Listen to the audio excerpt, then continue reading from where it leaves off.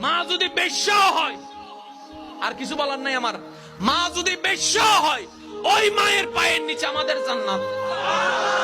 আর কিছু বলার নাই, আর কিছু বলার নাই এখানে। ওই মাকে শ্রদ্ধা যদি না করেন, টোটাল হিসাব। বাবাকে যদি মূল্যায়ন না করেন, এবার আপনি বলবেন যে আমি করব না, সেটা আপনার গাট্টারামি। আপনার গাট্টারামির কারণে আল্লাহর নিয়ম পাল্টাই নাই, পাল্টাবেও না। ওহি হোগা जो मंजूर खुदा होगा। जोर से कहो ना यार সুবহানাল্লাহ।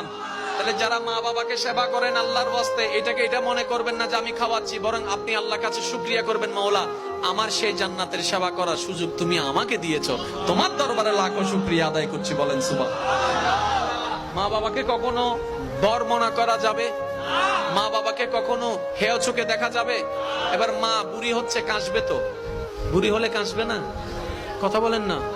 আপনি যদি বলেন যে আপনার কাশির কারণে আমি ঘুমাতে পারছি না, বৃদ্ধাশ্রমে চলে যান, আপনি মাকে